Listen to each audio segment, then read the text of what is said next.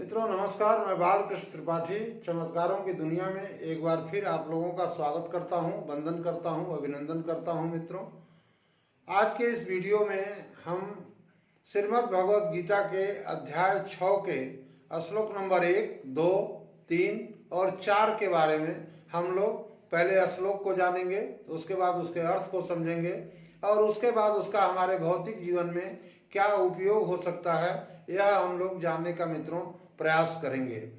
अभी तक मित्रों यदि हमारे चैनल को आप लोगों ने सब्सक्राइब नहीं किया है तो कृपया चैनल को सब्सक्राइब करिए, लाइक करिए, शेयर करिए और कमेंट करिए। मित्रों, हम शेयर और कमेंट के लिए हमारा विशेष आग्रह है मित्रों आप लोगों से। हो सकता है हमारी वीडियो या हमारी बातें किसी के कुछ काम आ जाएं, और वीडियो यदि आपको मित्रों अच्छी लगी हो तो इसको सब्सक्राइब भी आप करिए। आगे मित्रों हम अपने विषय के बारे में बात करते हैं। श्लोक नंबर 1, यहाँ आपको बता दें कि अध्याय 6 में जो है भगवान जो है वह अध्याय 5 के अंत में योगियों की, सांख्य योगियों की क्या लक्षण होते हैं, क्या विशेषता होती है, उसके बारे में भगवान ने विस्तार से बताया है, जिसको इसके पहले के वीडियोज में हम लोग जान चुके हैं और समझ चुके हैं। इस श्लोक में, यहाँ पर इस अध्याय में मित्रों भगवान जो है इन 4 श्लोकों में से जो है शुरू करके कर्म योग की प्रशंसा और महत्ता के बारे में भगवान जो है वह बता रहे हैं। श्लोक नंबर 1, अनाश्रिता कर्म फलम कार्यम कर्म करोति यः स सन्यासी च योगी च न निरग्निर्न चाक्रियः।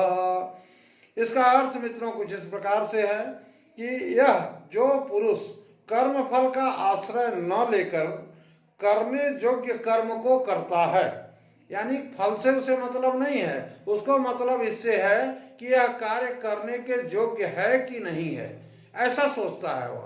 कर्म करने के पहले हम जनरली आम आदमी क्या सोचता है कि हम ये इस कर्म को, कार्य को कर रहे हैं तो इससे हमें क्या मिलेगा।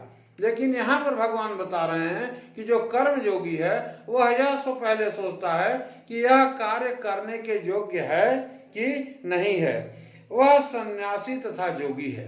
और ऐसा व्यक्ति भगवान बता रहे हैं कि वह अगर कार्य के बारे में सोचता है, न कि कर्मफल के बारे में सोच रहा है, तो वह व्यक्ति जो है सन्यासी और योगी है। और केवल अग्नि का त्याग करने वाला सन्यासी नहीं है तथा केवल क्रियाओं का त्याग करने वाला योगी नहीं है। तो ऐसा व्यक्ति जो है सिर्फ जो है अग्नि का त्याग करने वाला सन्यासी नहीं है तथा केवल क्रियाओं का त्याग करने वाला योगी नहीं है। तो यहाँ पर भगवान यह बता रहे हैं, यानी इस श्लोक से मित्रों हमें भौतिक जीवन में यह सीखना है कि कोई भी कार्य करने के पहले जो है हमें यह विचार करना चाहिए कि यह कार्य करने के योग्य है या नहीं है। यदि नहीं है तो उसका जो कर्म फल है वह कितना भी बढ़िया हो, हमें उसे नहीं करना चाहिए। श्लोक नंबर 2, इस श्लोक में मित्रों श्लोक नंबर 2 में है जो है संन्यास और कर्म योग की एकता को भगवान बता रहे हैं कि अगर आप सांख्य योगी हैं या कर्म योगी हैं तो दोनों चीजें जो है वह एक ही हैं। यम संन्यासमिति प्राहिर्योगम तम विद्धि पांडव न यन्यास्त संकल्पो योगी भवति कश्चन। भगवान कह रहे हैं कि हे अर्जुन, जिसको सन्यास ऐसा कहते हैं उसी को तू योग जान। जिसको सन्यास कहा जाता है उसी को तू योग जान, वही योग है। और क्योंकि संकल्पों का त्याग न करने वाला कोई भी पुरुष योगी नहीं होता है। कोई भी पुरुष यदि वह संकल्प को त्याग नहीं कर रहा है, संकल्प कर रहा है कि यह कार्य मैं करूंगा ही करूंगा, तो ऐसा व्यक्ति जो है वह योगी नहीं होता है। ऐसा भगवान यहाँ पर इस श्लोक में जो है बता रहे हैं मित्रों। तो यहाँ पर भी हमें यह सीखना है मित्रों कि संकल्प नहीं करना है हमें, मतलब किसी चीज पर डिटरमाइंड नहीं होना है कि नहीं यह करना ही करना है, यह करने से हमें बहुत बढ़िया जो है वह कर्म फल मिलेगा। ऐसा करके हम आसक्तियों में जो है वह फंसते चले जाएंगे मित्रों। श्लोक नंबर 3, आरुरुक्षो रुक्षोरमुनेर्योगं कर्म कारणमुच्यते योगारूढ़स्य तस्यैव समः कारणमुच्यते। इस श्लोक का अर्थ मित्रों कुछ इस प्रकार से है कि कर्म योग के साधन का वर्णन भगवान इसमें कर रहे हैं कि कर्म योग के साधन क्या हैं। तो योग में आरूढ़ होने की इच्छा वाले आरुरुक्षोह मननशील पुरुष के लिए योग की प्राप्ति निष्काम भाव से कर्म करना ही हेतु कहा जाता है और योगारूढ़ हो जाने पर उस योगारूढ़ पुरुष का जो सर्व संकल्पों का अभाव है वही कल्याण में हेतु कहा जाता है, वही कल्याण है।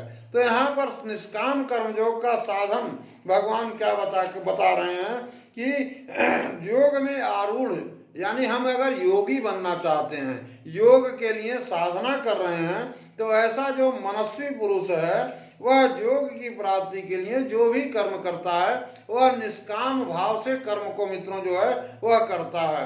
और योगारूढ़ हो जाने पर यानी मतलब योगी बन जाने पर जो है वह ऐसा योगी पुरुष जो है उसमें सर्व संकल्पों का अभाव होता है और वही उसका कल्याण करता है। मित्रों यहाँ पर हम लोग देखते हैं मित्रों अब श्लोक नंबर 4 को। इस श्लोक नंबर 4 में भगवान जो है योगारूढ़ पुरुष के लक्षण को बता रहे हैं।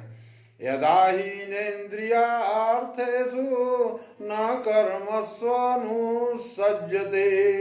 सर्वसंकल्प सन्यासी योगारूढ़स्तदोच्यते। इसका अर्थ मित्रों कुछ इस प्रकार से है कि भगवान कह रहे हैं कि जिस काल में न तो इंद्रियों के भोगों में और न कर्मों में ही आसक्त होता है उस काल में सर्व संकल्पों का त्यागी पुरुष योगारूढ़ कहा जाता है। यानी हम योगी किस व्यक्ति को कहेंगे भगवान बता रहे हैं कि जिस समय कोई भी व्यक्ति जो है इंद्रियों के भोगों में न लिप्त हो और कर्मों में ही आसक्त होता है, उस काल में जो है कर्मों में ही आसक्त होता है, न कि इंद्रिय भोगों में आसक्त है। तो ऐसा सर्व संकल्पों का त्यागी पुरुष जो है वह योगारूढ़ कहा जाता है। ऐसे पुरुष को मित्रों हम योगी कहते हैं। तो यहाँ पर मित्रों 4 श्लोक के बारे में हम लोगों ने जाना और उनका हमारे भौतिक जीवन में क्या उपयोग हो सकता है यह हम लोगों ने मित्रों जानने का प्रयास किया। इस वीडियो को मित्रों हम यहीं पर परिपूर्ण कर रहे हैं। आप लोग अपना अच्छे से ख्याल रखिए। आशा है वीडियो आप लोगों को अच्छी लगी होगी। हम मिलते हैं अपनी अगली वीडियोज में मित्रों। बहुत बहुत धन्यवाद।